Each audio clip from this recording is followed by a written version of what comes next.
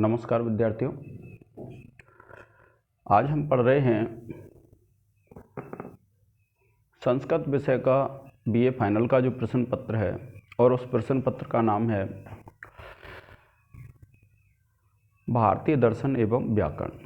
और भारतीय दर्शन और व्याकरण का ये जो प्रश्न पत्र है इसमें हम पढ़ रहे हैं दर्शन का एक ग्रंथ है तर्क संग्रह। और तर्क संग्रह में जब हम बुद्धि गुण को पढ़ रहे थे तो बुद्धि गुण को जब हम पढ़ रहे थे तो बुद्धि गुण को पढ़ने के प्रसंग में आज हम पढ़ेंगे जो यथार्थ अनुभव है प्रत्यक्ष। उसमें जब आपने प्रत्यक्ष का लक्षण पढ़ा था तो आपने पढ़ा था प्रत्यक्ष ज्ञान करणम प्रत्यक्षम, और फिर पढ़ा कि इंद्रियार्थ सन्निकर्ष जन्य ज्ञानम प्रत्यक्षम।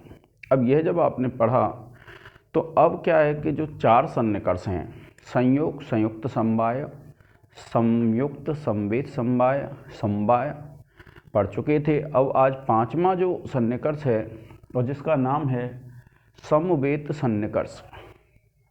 संवेद समवाय जो सन्निकर्ष होता है वह ऐसा सन्निकर्ष है विद्यार्थियों जो शब्द का साक्षात्कार होता है किससे? कर्ण इंद्रिय से।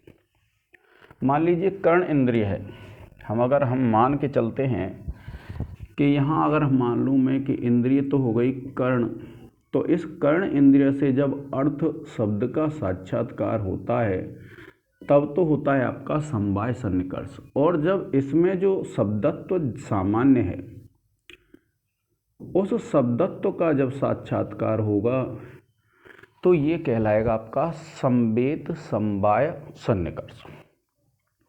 और संवेद समवाय जो सन्निकर्ष होता है विद्यार्थियों,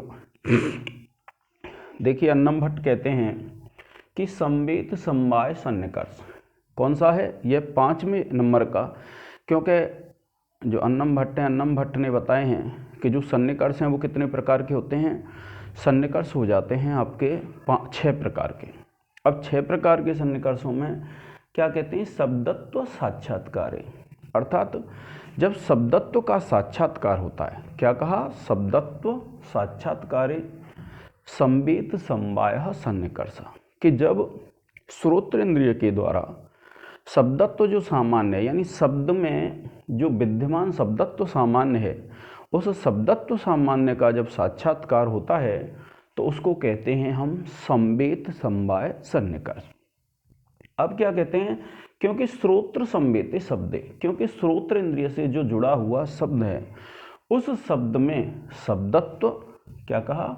श्रोत्र संवेद शब्दे शब्दत्व से समवायात, क्योंकि जो श्रोत्र इंद्रिय है और उस श्रोत्र इंद्रिय से जो संवेद शब्द है उस संवेद शब्द में क्या है? शब्दत्व जो सामान्य है वह समवाय संबंध से रहती है। मैंने आपको बताया था कि 2 प्रकार के संबंध होते हैं, एक संयोग और एक समवाय। तो संयोग संबंध तो 2 जो पृथक पृथक वस्तुएं जब जुड़ जाती हैं तो वह संयोग होता है। और समवाय संबंध कहते हैं जो अयुत सिद्ध में पाया जाता है। अयुत सिद्ध की परिभाषा अर्थात लक्षण जो दिया है अन्नम भट्ट ने वो दिया है ययोर द्वयोर मध्य एकम अविनश्यद अपराश्रितम एव अवतिष्ठते। यह आगे आने वाला है कि जिन 2 के मध्य में एक नष्ट नहीं होता हुआ दूसरे पर विद्यमान रहता है उसको कहते हैं हम अयुत सिद्ध। और जो अयुत सिद्ध होते हैं उन अयुत सिद्धों का जो संबंध होता है वह क्या कहलाता है? समवाय संबंध कहलाता है। तो क्या कहा कि शब्दत्व साक्षात्कार संवित समवाय सन्निकर्ष, कि शब्दत्व क्या है? शब्द में विद्यमान जो सामान्य है उसको क्या कहते हैं? हम शब्दत्व कहते हैं। तो शब्दत्व साक्षात्कार, कि शब्दत्व का जब साक्षात्कार होता है तो संवेद समवाय सन्निकर्ष। तो कौन सा सन्निकर्ष पाया जाता है? संवेद समवाय सन्निकर्ष। और फिर कहते हैं श्रोत्र संवेद शब्द, क्योंकि श्रोत्र कहते हैं कर्ण को, कान को। तो श्रोत्र से जो संवेद शब्द है उसमें शब्दत्व है वो किससे पाई जाती है? समवाय संबंध से। तो ये कहा। अब देखिए जो 6वां जो आपका इंद्रियार्थ सन्निकर्ष है वह कौन सा है? विशेषण विशेष्य भाव सन्निकर्ष। 6वां जो सन्निकर्ष है वह है आपका विशेषण विशेष्य भाव सन्निकर्ष। तो विशेषण विशेष्य भाव जो सन्निकर्ष है वह क्या कहता है कि अभाव प्रत्यक्षे विशेषण विशेष्य भावः सन्निकर्षो, कि जब किसी चीज़ के अभाव का ज्ञान होता है, जैसे मान लीजिए हम प्रतिदिन कहीं पर एक घड़ा देखते हैं और घड़ा देखते हैं और एक दिन हम क्या पाते हैं कि उस स्थान पर घड़ा नहीं है, तो वह जो सन्निकर्ष होगा वह क्या कहलाएगा, आपका विशेषण विशेष्य भाव सन्निकर्ष कहलाएगा। तो क्या कहते हैं कि अभाव प्रत्यक्ष, जब किसी वस्तु के अभाव का प्रत्यक्ष होता है, अभाव का जब ज्ञान होता है, तो विशेषण विशेष्य भाव सन्निकर्ष, तो वह क्या कहलाता है, विशेषण विशेष्य भाव सन्निकर्ष कहलाता है। और कैसे, घटाभाववत भूतलम, कि घट अभाववत घड़े के अभाव वाला भूतलम भूतल है। और इत्यत्र यहाँ पर चक्षु संयुक्ते भूतले, चक्षु से जो संयुक्त भूतल है उसमें घटाभावस्य विशेषणत्वात्, कि जो घड़े का अभाव है वह क्या है, विशेषण है, विशेषण होने से। तो इसमें क्या बताया कि जब किसी चीज़ के अभाव का प्रत्यक्ष होता है, जब किसी चीज़ के अभाव का ज्ञान होता है, तो वहाँ पर आपका विशेषण विशेष्य भाव सन्निकर्ष होता है। और इस जैसे उदाहरण लिया हमने घट अभाववत भूतलम, क्या है कि कोई भी स्थान ऐसा है जहाँ पर हम प्रतिदिन क्या देखते हैं, एक घड़ा देखते हैं किसी स्थान पर, भूतल कहते हैं धरती पर, यानी भू के तल पर धरती पर हम कहीं घड़ा देखते हैं और एक दिन हम क्या पाते हैं कि उस स्थान पर घड़ा नहीं है। तो यहाँ ऐसा जो होगा, जब नेत्र भूतल से संयुक्त होगा तो भूतल पर क्या है, घड़े का अभाव ज्ञान होगा। तो जो घड़े का अभाव है वह तो क्या है, विशेषण है, और जो भूतल है वह क्या है, विशेष्य है।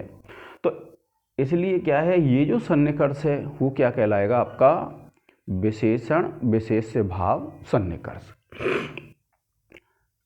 तो क्या कहते हैं, एवं सन्निकर्ष षटक जन्यम ज्ञानम प्रत्यक्षम, कि भैया इस प्रकार से ये जो 6 सन्निकर्ष बताए गए हैं, इन 6 सन्निकर्षों के से जो उत्पन्न, क्या कहते हैं, एवं सन्निकर्ष षटक जन्यम ज्ञानम प्रत्यक्षम, इस प्रकार से यह जो 6 सन्निकर्ष बताए गए हैं, इन 6 सन्निकर्षों से जो उत्पन्न ज्ञान होता है वह क्या कहलाता है, प्रत्यक्ष ज्ञान कहलाता है। और तत्करणम इंद्रियम, और प्रत्यक्ष ज्ञान का जो करण होती हैं वह क्या होती हैं, इंद्रियां होती हैं। क्या कहा, तत्करणम इंद्रियम, और उसका जो करण होती हैं वह क्या होती हैं, इंद्रियां होती हैं। तस्मात् इंद्रियम प्रत्यक्षम प्रमाणम इति सिद्धम, इसलिए भैया यह बात सिद्ध हो जाती है कि जो इंद्रियां होती हैं वही क्या कहलाती हैं, प्रत्यक्ष प्रमाण कहलाती हैं।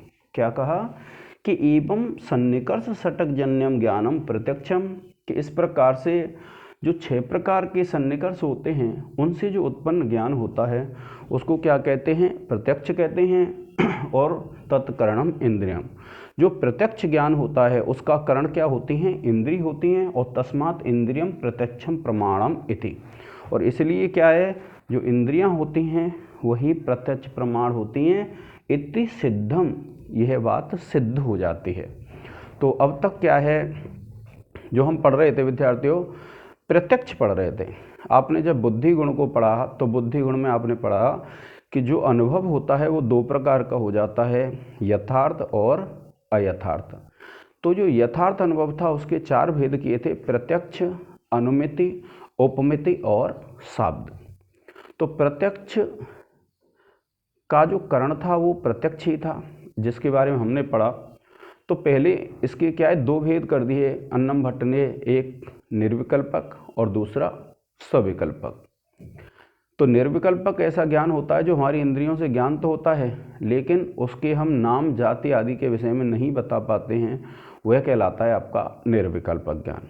और जो सविकल्पक ज्ञान होता है उसमें हम किसी वस्तु की जाति, गुण, क्रिया आदि सब के विषय में जब अगर हम बता देते हैं तो वह ज्ञान कहलाता है आपका सविकल्पक ज्ञान।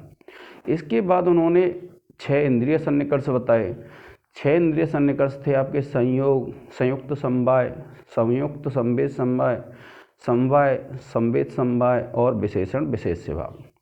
अब उसने कवि ने क्या बताया इसमें कि ये जो 6 सन्निकर्ष हैं इनसे जो उत्पन्न ज्ञान होता है वही क्या कहलाता है, आपका प्रत्यक्ष ज्ञान कहलाता है। और उसका कारण क्या होती हैं? इंद्रियां होती हैं, और इसलिए जो इंद्रियां हैं प्रत्यक्ष प्रमाण होती हैं, और यह बात क्या है? सिद्ध हो जाती है। तो आज का ये जो लेक्चर है विद्यार्थियों यहीं समाप्त होता है। आगे वाले लेक्चर में हम पढ़ेंगे दूसरा जो यथार्थ अनुभव है, जिसका नाम है अनुमान। यथार्थ अनुभव का नाम अनुमिति है, और उसका जो कारण है उसका नाम क्या है? अनुमान है। तो इसको हम पढ़ेंगे आगे वाले लेक्चर में। जय हिंद, जय भारत।